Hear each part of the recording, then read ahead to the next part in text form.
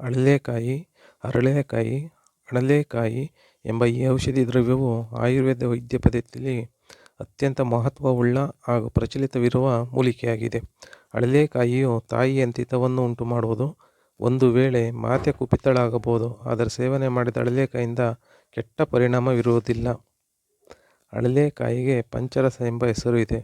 ಲವಣರಸವನ್ನು ಬಿಟ್ಟು ಉಳಿದ 5 ರಸಗಳಾದ ಸಿಹಿ, ಹುಳಿ, ಕಹಿ, ಖಾರ, ಒಗರು ರಸಗಳು ಇರುವುದರಿಂದ ವಾತ, ಪಿತ್ತ, ಕಫ ಈ 3 ತ್ರಿದೋಷಗಳನ್ನು ಶಮನಗೊಳಿಸುತ್ತದೆ.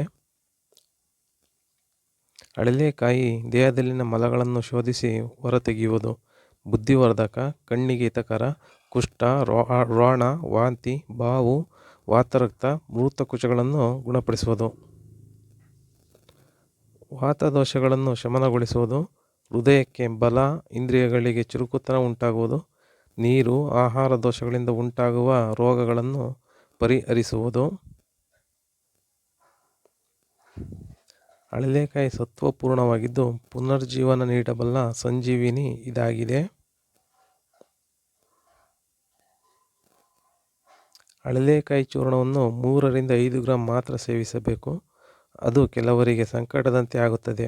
ಆದ್ದರಿಂದ ಬೆಲ್ಲ ಇಲ್ಲವೇ ಸಕ್ಕರೆ, ತುಪ್ಪ ಇಲ್ಲವೇ ಜೇನುತುಪ್ಪವನ್ನು ಮಿಶ್ರ ಮಾಡಿಯೇ ಸೇವಿಸಬೇಕು. ಖಾಲಿ ಹೊಟ್ಟೆಯಲ್ಲಿ ಸೇವಿಸಬಾರದು.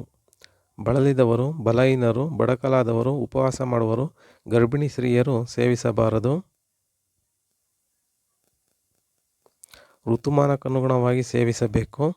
ವಸಂತ ಕಾಲದಲ್ಲಿ ಜೇನಿನೊಂದಿಗೆ, ಗ್ರೀಷ್ಮ ಕಾಲದಲ್ಲಿ ಬೆಲ್ಲದೊಂದಿಗೆ, ವರ್ಷ ಋತುವಿನಲ್ಲಿ ಸೈಂಧವ ಲವಣದೊಂದಿಗೆ, ಶರದ್ ಋತುವಿನಲ್ಲಿ ಸಕ್ಕರೆಯೊಂದಿಗೆ, ಹೇಮಂತ ಋತುವಿನಲ್ಲಿ ಶುಂಠಿಯೊಂದಿಗೆ, ಶಿಶಿರ ಋತುವಿನಲ್ಲಿ ಹಿಪ್ಪಲಿಯೊಂದಿಗೆ ಸೇವಿಸಬೇಕು.